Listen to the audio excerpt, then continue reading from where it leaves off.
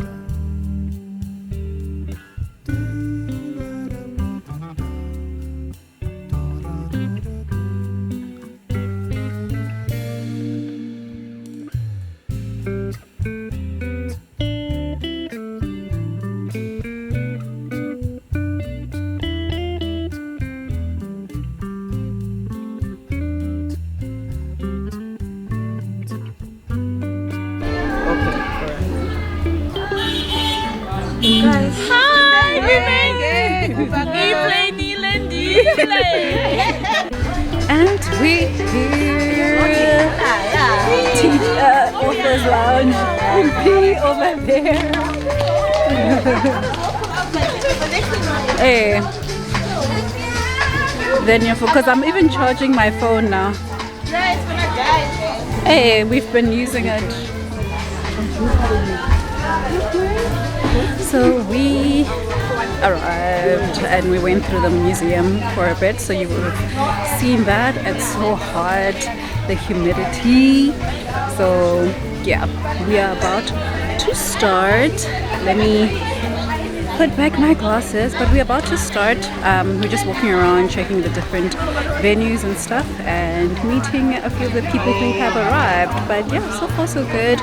We are at Albert Luthuli Museum, going through some stuff, took a bit of content there, a lot of difficult things to read from there, but yeah, if you guys want to read what's on there, just pause on the video where I was showing you and you get a glimpse of our history.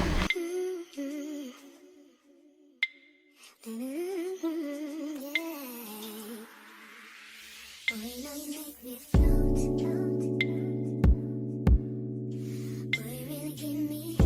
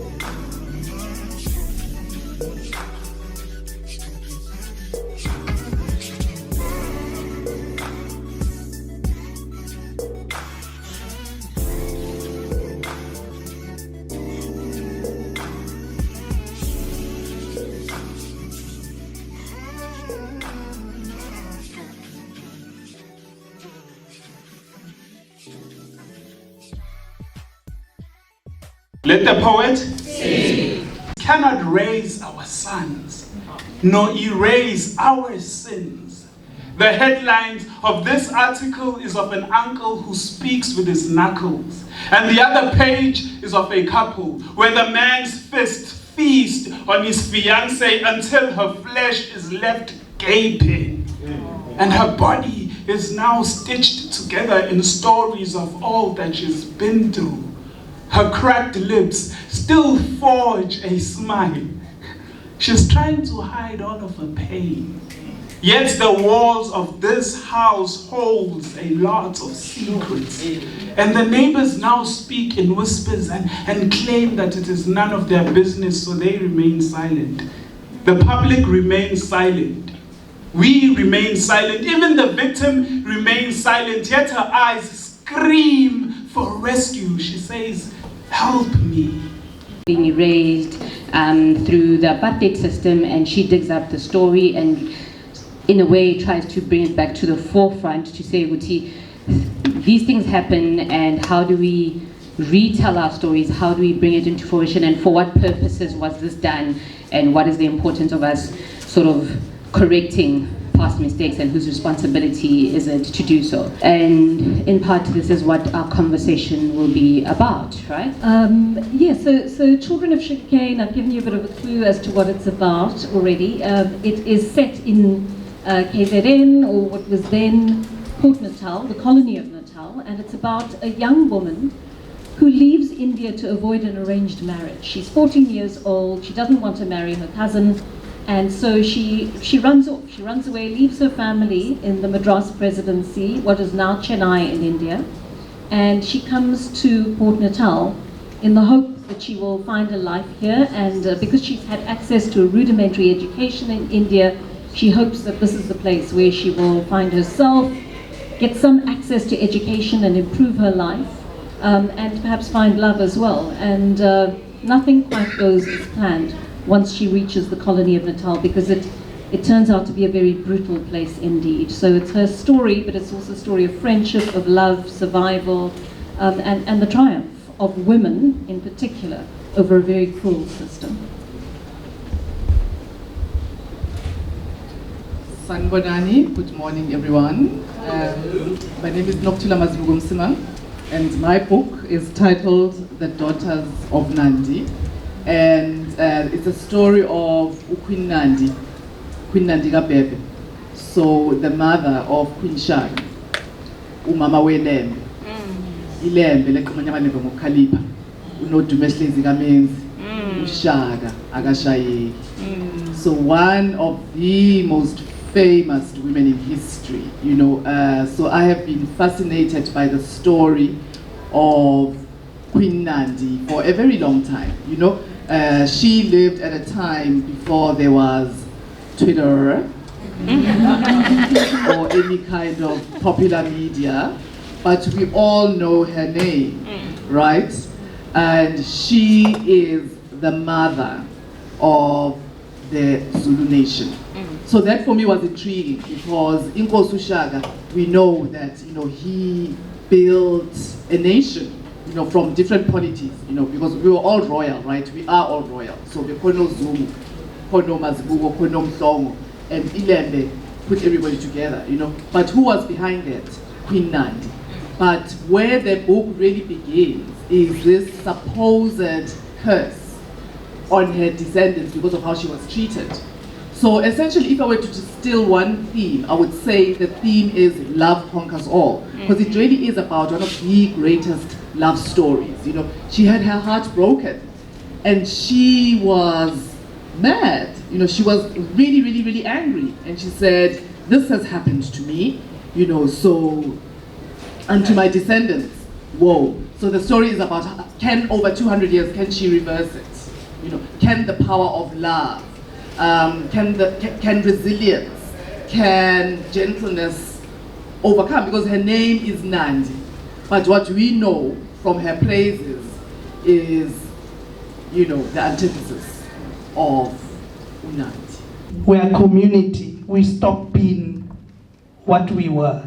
I think it's a little bit absurd to think that like we can't be classist, or we can't be racist, or transphobic, or internalize homophobia when we live in a society that has baked us to be those people, right? Because I'm not saying it is good to be classist, but I'm saying let's not put it on the queer community. Let's say, okay guys, well, we all have a problem. We all think you are better if you have money. Why? Right?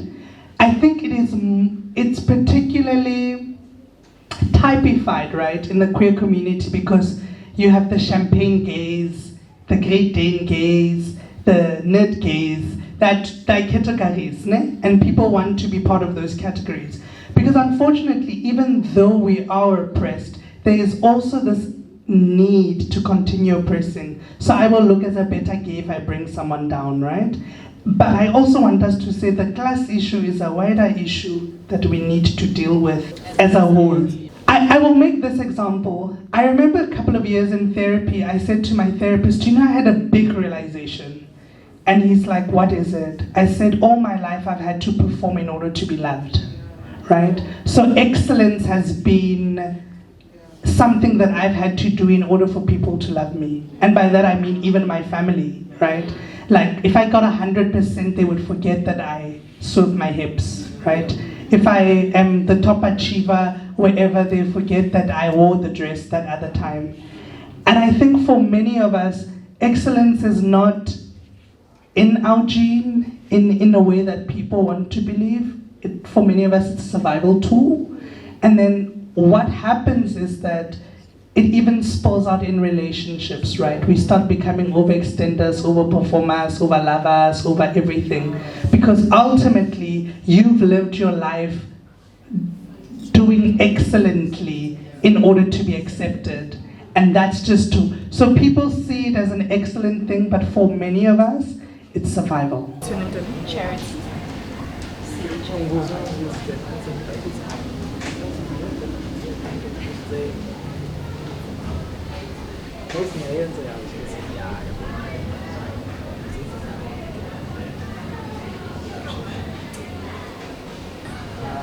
Okay, it's a video. You're gonna take a picture from here. Okay, thank you. Okay. I'm multitasking. Thank you so much. I know. But hey, thank you for buying and supporting and coming through. So I'm from Durban. Yes. Oh, okay. And are you staying another day? No, In and out. Oh, okay, like us. So it seems for you guys, you're quite comfortable with the notion of adaptation, and do you think it's because, or rather let me ask, the audience for the written work, do you think it's the same kind of audience for the film or series or whatever? Have you found that there's similarity, or is it an opportunity to cross over to a different, so to speak, market? I think I'll answer that in two ways. I mean, readers are very skeptical of adaptations. Let's not get that twisted. Like, yeah, we know that. They don't like them, to They be do clear. not like them. And with good reason, like I said, the example about the 30th Candle adaptation, for me, it's an injustice to the work. And I understand my readers were fuming, you know, they just did not understand how that is the 30th How that Candle. comes from the book. And so a cautionary note about red ink. Obviously, it's not going to be like the book. It's an 8-part series. It is like the book, but it segues into places that are necessary for the television story to move and stay true to the genre, which I love the genre that I write in, the crime thriller, suspense. So I need to give you that suspense. I need you to be glued to that seat. I need you to still root for Lucy, fear for her. Napoleon should be your worst nightmare. He still is. But now he's not your worst nightmare in like a 24-hour. I mean, people say I read the book in 2 days or whatever. He's your nightmare every week. Like every Tuesday, he's your nightmare. So that's a different. It's a different sensibility. It looks different. It can't. We have to hook you. We have to use different television tools to keep you hooked. That I, as my solitary self, writing that book, do not need to employ into that writing process. And I think that is why television is such a collaborative effort, you know, and the structure of it as well lends itself to just a different approach to writing, right? But I trust the process enough, and I trust the people that were around me, and the fact that I was in the room to say that I think those who loved or liked red ink will definitely not the same. Hi. Hello, guys. Hi guys. Welcome to the space. We are at Ilembe Book Festival. Yes, over here. We are seeing authors. We are attending sessions. Yes. It's going down. Yes. Yes.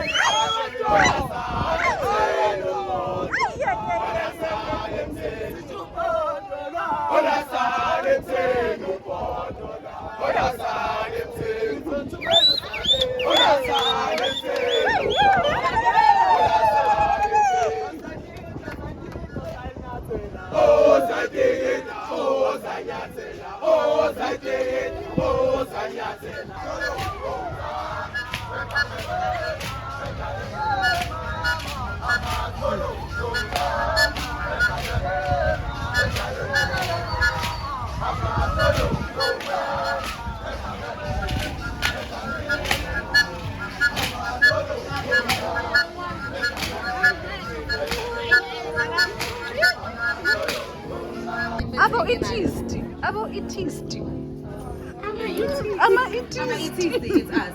We will surveil us.